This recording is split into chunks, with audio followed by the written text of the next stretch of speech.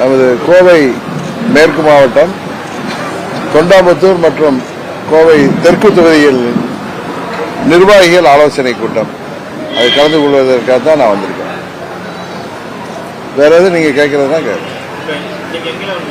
இன்னைக்கு மாலை திருப்பூர்ல அந்த மாரத்தான் ஓட்டப்பந்தயம் அந்த சகோதரி விசாலாட்சி அவர்கள் ஒவ்வொரு ஆண்டும் நடத்துவார்கள். அதில் இன்றைக்கு வந்து பரிசு கொடுப்பதற்காக வந்தேன்.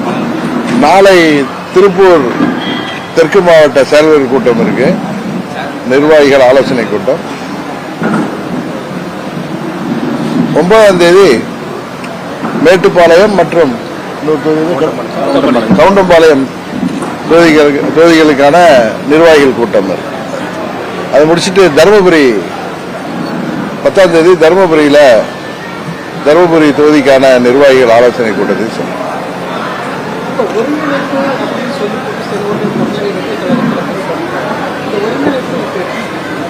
நீங்க தான் ஒருங்கிணைக்குன்னு சொல்றீங்களா? கட்சியை நீக்கினீங்கன்னா அவர் அப்புறம் வீட்டில் போய் படுத்து கிடப்பாரா சொல்லுங்க.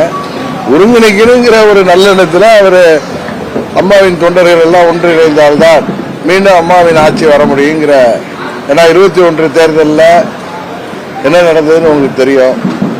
24 பாராளுமன்ற தேர்தலில் திமுக தமிழ்நாட்டில் 39 தொகுதிக்கும் வெற்றி வாகை சூடியதற்கு யார் காரணம் என்பது உங்களுக்கு தெரியும். யார் என்டிஏ கூட்டணியிலிருந்து வெளியேறியது என்பது தெரியும். அதனால செங்கோட்டையன் வந்து எனக்கு தெரிந்து புரட்சி தலைவர் காலத்திலிருந்து உள்ள ஒரு மூத்த நிர்வாகி. அவருக்கு இணையான மூத்த நிர்வாகி அண்ணன் முத்துசாமி இப்ப திமுக போயிட்டார். அதனால தொடர்ந்து சட்டமன்ற உறுப்பினராகவும் இன்றைய வரைக்கும் சட்டமன்றத்திலும் இருக்கக்கூடிய ஒரு மூத்த நிர்வாகி அவர் ஒருங்கிணைப்பு என்பது எல்லோரையும் ஒன்று வைக்க வேண்டும் என்றதுதான் அவருடைய கோரிக்கை. எல்லாரையும் ஒருங்கிணைக்கணுங்கிறதுக்காக அவர் எங்களை எல்லாம் சந்தித்ததே ஏதோ பஞ்சமா பாதத்தில் ஒன்று மாதிரி. அவர் கட்சியிலிருந்து நீக்கப்பட்ட பிறகு அவர் என்ன வீட்டில் போய் போர்வை பற்றி படுத்துக்கணுமா இல்ல விவசாயத்தை பார்க்கணுமா என்ன நினைக்கிறீங்க நீங்க கேட்குறீங்க. அதனால அவர் மிக வருத்தத்தோட தானே அன்னைக்கு கோயம்புத்தூர்ல தானே சொன்னாரு, 50 ஆண்டுகளுக்கு மேலாக நான் இருந்த கட்சியை விட்டு என்னை நீக்கி விட்டார்கள், எனக்கு கொடுக்கப்பட்ட பரிசு. அதனால நல்லா தீர யோசித்து விட்டு தான் அவர் தவேகாவுக்கு சென்றிருக்கிறார். ஒரு அரசியல் இயக்கத்தில் ஆக்டிவா இருந்தவரை அவர் நீக்கப்பட்டது பிறகு, அதாவது அவருடைய கோரிக்கை என்பது அவருக்கு பதவி வேண்டும்னோ இல்ல அவருக்கு பொதுச் செயலாளர் பதவி வேணும்னோ இல்ல அவர் முதலமைச்சர் வேட்பாளர்னோ கேட்கல. எல்லோரும் ஒற்றுமையா இருந்தாதான் வெற்றி பெற முடியும். ஏதோ ஒரு வட்டாரத்தில் வெற்றி பெற்றால் மாத்திரம் போதாது. தமிழ்நாடு முழுவதும் மீண்டும் அம்மாவின் கட்சி ஜெயிக்க வேண்டும் என்றால், வெற்றி பெற வேண்டும் என்றால் அதுக்கு என்ன செய்யணுமோ அதுக்கான முயற்சிகளை எடுக்கணும்னு சொன்னாரு. அதுக்காக அவர் வெளியேற்றப்பட்ட பிறகு, அவருக்கு கொடுமை எழுந்த பிறகு அவர் இன்னும் இயேசுதார் சொன்ன மாதிரி இந்த கண்ணத்தில் அரைஞ்சு அந்த கண்ணத்தை காமிக்கணுங்கிறது அதுக்கு ஒருத்தானவங்க கிடையாதுங்கிறதுனால அவர் தனது வழியில் இன்றைக்கு பயணித்துக் கொண்டிருக்கிறார். இன்னும் சில பேர் ஊடகத்தில் எல்லாம் டிடி விஜயநகரன் தான் அங்கே அனுப்பி வச்சிருக்காருன்னு சொன்னாங்க. அது மிக மிக தவறு. ஏன்னா அது அண்ணன் செங்கோட்டையன் அவர்களை அவமதிப்பது போலாகும். நான் பள்ளி மாணவனாக இருந்த பொழுதே அவர் எம்எல்ஏ இருந்தவர். 72லாம் எனக்கு 9 வயசு தான். ரொம்ப ஒரு மூத்த நிர்வாகி தீர ஆலோசித்து யோசித்த பிறகுதான் அந்த முடிவு எடுத்தாரு. அதை போய் நான் அவரை அனுப்பி வச்சிருக்கேன்னு சொல்வது அவரை அவமதிப்பது போலாகும். அதே மாதிரி இங்க கொங்கு மண்டலத்தில் வந்திருக்கிறதுனால கோயம்புத்தூர்ல சொல்றேன், என்டிஏ விட்டு நான் வெளியேறியதற்கான காரணம் எல்லாருக்கும் தெரியும். ஒருவரை முதலமைச்சர் வேட்பாளராக ஏற்றுக்கொள்ள முடியாது. ஏன்னா அவருக்கு எதிராகத்தான், அவர் செய்த துரோகத்திற்கு எதிராகத்தான் அம்மா மக்கள் முன்னேற்ற கழகமே உருவானது.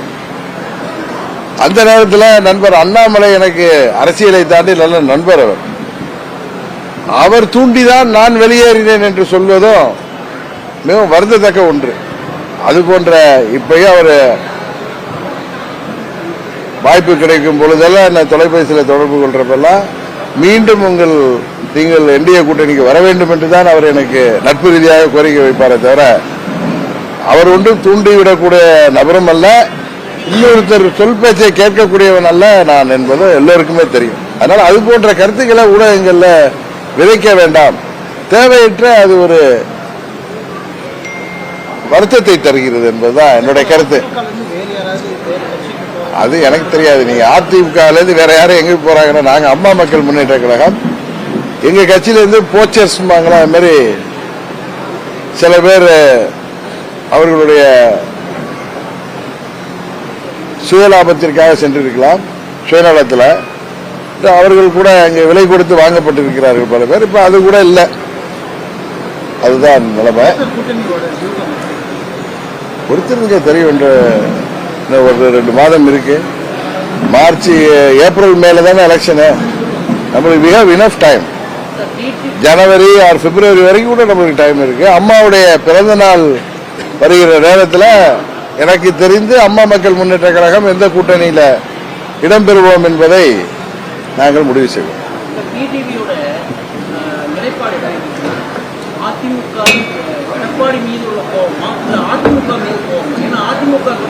இல்ல இல்ல இல்ல, நான் பலமுறை சொல்லியிருக்கேன். எனக்கு எடப்பாடி என்பவரை தாண்டி யார் மீதும் எனக்கு வருத்தம் இல்லை.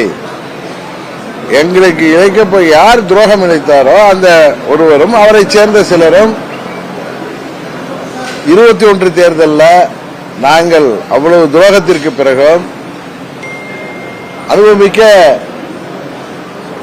மூத்த தலைவர்கள் எங்களிடம் கேட்டுக்கொண்டதற்கேற்ப நான் தேர்தலில் கூட போட்டியிடவில்லை. ஏன்னா நான் தேர்தல் போட்டுவிட்டால் அது ஏன்னா 17 ஆர்கே நகர் இடைத்தேர்தலில் போட்டியிட்டதுதான் சில பேருக்கு பயத்தை உருவாக்கியது. அதனால நான் சட்டமன்றத்திற்கே அந்த நபர் வரும்பொழுது அந்த கூட்டணியிலே நான் வரவில்லை. இருந்தாலும்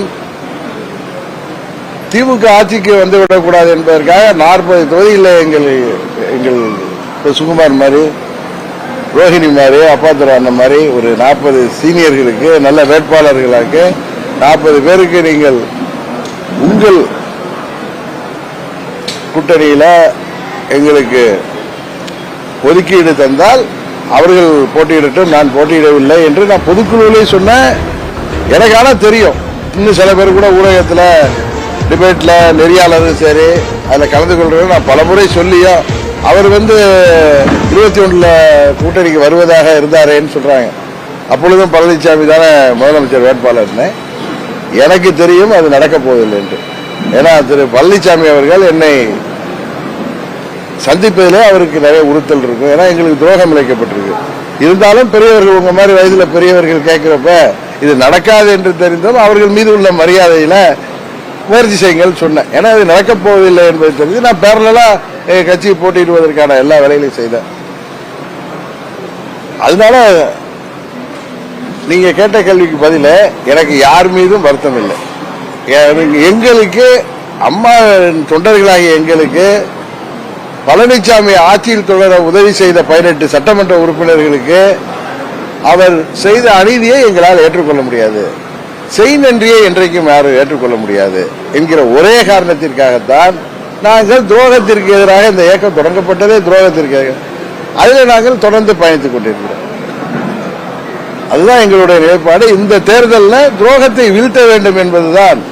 இது வருங்காலத்தில் தமிழ்நாட்டில் யாரும் நம்பிக்கை துரோகத்தை அரசியல் ரீதியாக எண்ணி கூட பார்க்கக்கூடாது என்பதற்காகத்தான் அம்மா மக்கள் முன்னேற்ற கழகம் இந்த தேர்தலில் துரோகத்தை வேரடி மண்ணோடு சாய்க்க வேண்டும் என்கிற ஒரே நோக்கத்தோடு இந்த தேர்தலை கூட்டணி அமைத்து சந்திக்க இருக்கிறது. 18 சட்டமன்ற உறுப்பினர்களோட தற்போதைய நிலை என்ன?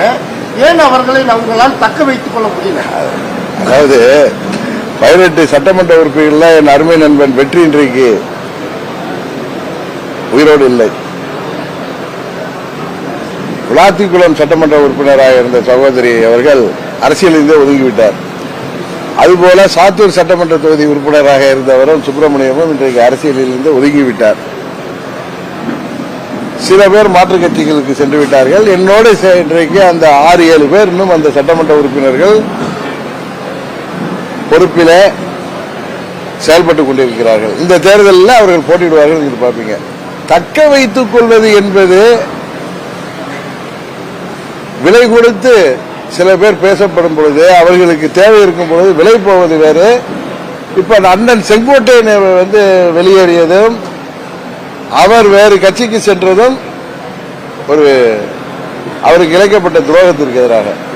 அதுபோல 18 சட்டமன்ற உறுப்பினர்கள் 6 பேர் என்னோட தான் இன்னும் இருக்காங்க. சில பேர் வெளியேறியது அவர்களுடைய சுயநலம். இன்னொன்று அவசரமாக தாங்கள் பதவிக்கு வர வேண்டும் என்ற எண்ணம் கூட இருக்கலாம். அதே எண்ணம் செங்கோட்டையனுக்கு வந்துச்சோம். இல்ல அதே மாதிரி எண்ணம்லாம் அண்ணனை நீக்கிறதே நீங்க தானே. நீக்கிறதுக்கு அப்புறம் அவர் என்ன வீட்டில் போர்வை படுத்த முடியுமா, இல்ல மறுபடியும் விவசாயத்தை பார்க்க முடியுமா? நீங்கள் அநீதி இழைக்கப்பட்ட இப்ப மகிழ்ச்சி அடைவேன்னு பத்திரிகையாளர்கிட்ட அவர் தான் சொன்னார். அதான் மகிழ்ச்சி அடைவேன்னு அதுக்கு அடுத்த கட்டம் என்ன செய்யறேன்னு பாருங்கன்னு சொல்ற மாதிரி. இப்ப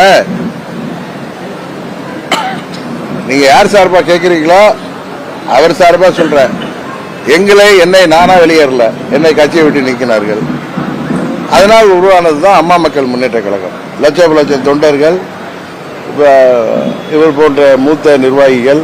89 சேவல் காலத்திலே மாவட்ட செயலர் இருந்தவர், பாராளுமன்ற உறுப்பினராக. எனக்கு தெரிந்து அம்மா அவர்கள் ஜேஆர்டி ஆரம்பிச்சப்ப இவர் யூனியன் சேர்மனா இருந்தீங்க. அது மாதிரி இருந்தவர்கள். ரோஹிணி நான் பேரவை செயலர் இருந்தப்ப மாவட்ட பேரவை செயலர் 2001 சட்டமன்ற உறுப்பினராக இருந்தவர். இவரெல்லாம் புதிய இளைஞர்கள் இன்றைக்கு வந்திருக்கிறாங்க. கூட லட்சம் தொண்டர்கள் எனக்கு இழைக்கப்பட்ட அநீதியையும் 18 சட்டமன்ற உறுப்பினர்கள் தட்டி கேட்டதால் அவர்களுக்கு இழைக்கப்பட்ட அநீதிக்காகவும் நான் போய் வீட்டில் படுத்த முடியுமா, இல்ல என்ன செய்யணும்னு சொல்லுங்க. நீங்க துரோகம் இழைக்கப்பட்டு துரோகத்தை எதிர்த்து போராடுவது தான் நான் ஏற்க. அதே மாதிரி தான் செங்கோட்டையன் அவர்களும் நான் நீக்கப்பட்டால் மகிழ்ச்சி, பொறுத்திருந்து பாருங்கள் அடுத்தது என்னன்னு செஞ்சு காமிக்கிறார். அப்ப அமமுக தலைமைக்கு எதிராக உங்கள் கட்சியில் இருக்கக்கூடிய 2ஆம் கட்ட தலைவர்கள் பொது வழியில் இது மாதிரி பேசினால் அமமுக நடவடிக்கை எடுக்குமா அல்லது அவர்களுக்கு உறுதுணையாக இருக்குமா? பொதுவெளியில என்ன கட்சிக்கு எதிராக என்ன பேசினாரு செங்கோட்டையன் தலைமைக்கு? அதான் சார் என்ன பேசினார்? தலைமைக்கு எதிராக என்ன சொன்னாரு? தலைமையை பதவி விட்டு போங்கன்னு சொன்னார். அவரு தலைமைக்கு கெடு கொடுக்கிறார். அப்படி ஒரு கெடு உங்களுக்கு யாராவது கொடுத்தால் நான் அது போல நியாயமான முறையில ஒரு கோரிக்கை வைத்து கெடு வைத்தால் அவர்களை அழைத்து பேசி அதற்கு என்ன செய்ய முடியுமோ அந்த நிவாரணத்தை செய்வதற்கு முயற்சி செய்யும். நான் தான் பல முறை சொல்றேன், கிளிப்பில்ல மாதிரி சில கூட்டணி கட்சிகளின் தலைமைக்காகின்ற கட்சிகள் நாங்கள் அவர்கள் கூட்டணிக்கு வர வேண்டும் என்று எங்களை அணுகி எங்களோடு பேசிக் கொண்டிருக்கிறார்கள். இன்னும் காலம் இருக்கிறது. உறுதியாக முறியடித்து துரோகத்தை வீழ்த்துவதற்கு எது சரியான கூட்டணியோ அந்த கூட்டணிக்கு நான் செல்ல வாய்ப்பு இருக்கிறது.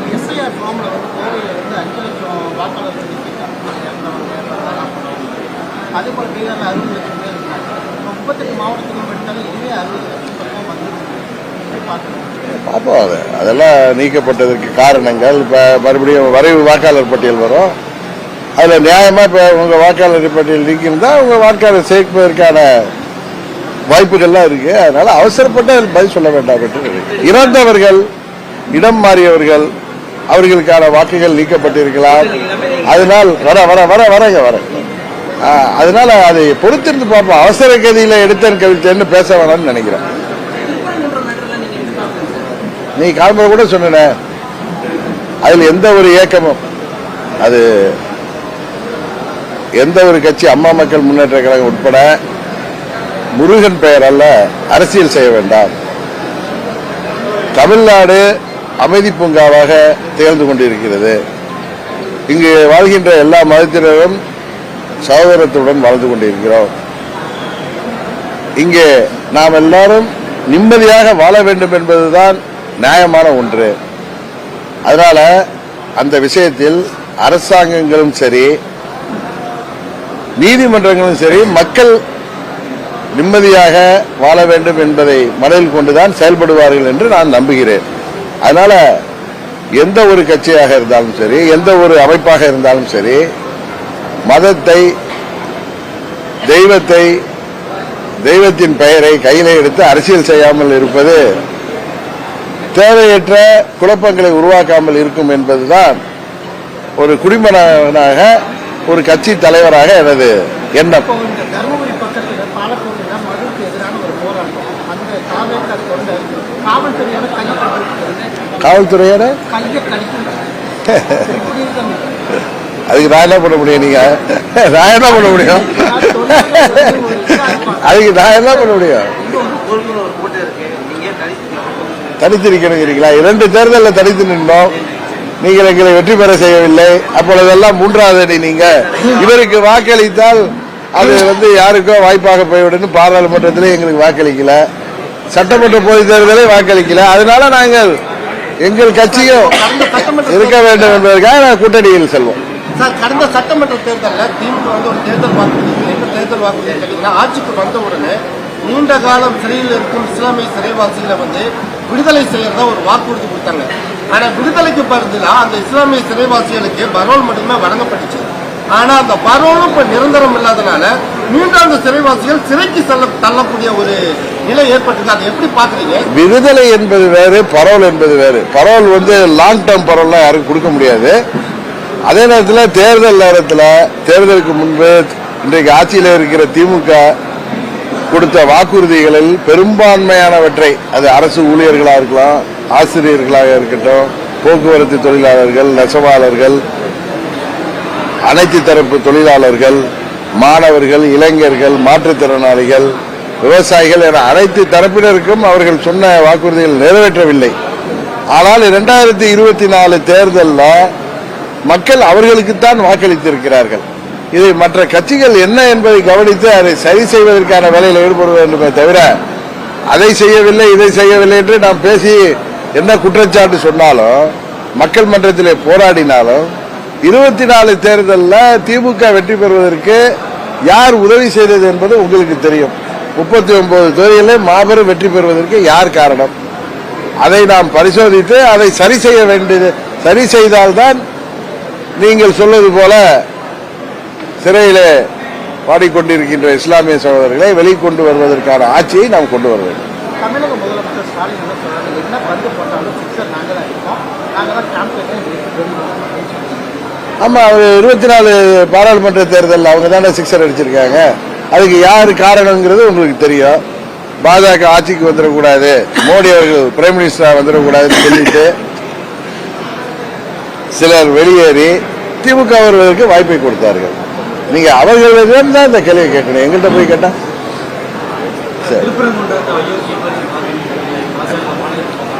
யார் யாரு என்ன சொல்ற?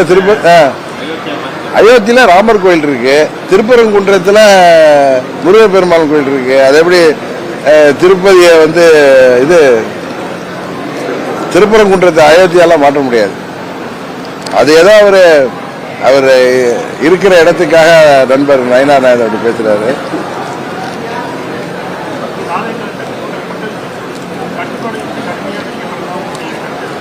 இல்லை, இப்பொழுது எல்லா கட்சிகளுக்குமே நீதிமன்றம் மூலம் வரைமுறைகள் விதிக்கப்பட்டிருக்கு.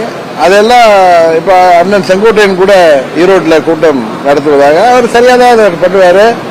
அதனால கூட்டத்துக்கு உறுதியாக அரசாங்கம், காவல்துறை அனுமதி கொடுத்து விடும் என்றுதான் நினைக்கிறேன். இல்ல நீங்க இன்னொன்னு அப்படி கட்டுப்பாடு இருக்கிறதா? நீங்க எத்தனை பேர் வருவாங்கிறத நீங்க சொல்லணும்.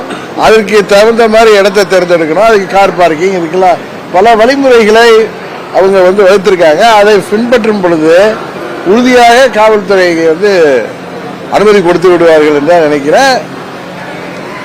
அண்ணன் செங்கோட்டை அதுல எல்லாம் அனுபவஸ்தர். அவர் சரியாக அதுக்கு முறையில் அணுகி உறுதியாக அதை அந்த கண்டிஷன்ஸ் எல்லாம் ஃபுல்ஃபில் பண்ணி அவர் கூட்டத்தை சிறப்பாக நடத்துவார் என்றுதான் நினைக்கிறேன். திரு ஓபிஎஸ் அவர்கள் வரக்கூடிய தேர்தலை சந்திப்பது தொடர்பாக அமமுகவுடன் உங்களுடன் கலந்து ஆலோசனை செய்திருக்கிறாரா அல்லது உங்களோட இணைவதற்கான வாய்ப்புகள் இருக்கா? இல்ல, கொஞ்சம் பொறுமையா இருக்கிற எல்லாம் தெரிஞ்சுக்கோங்க. பிப்ரவரி அம்மா பிறந்த நாளுக்கு முன்பு உங்களுக்கு எல்லாமே தெரியும். நல்லா லாங் டைம் இருக்கிறேன், அதுக்காக தான் சொல்றேன். சரி.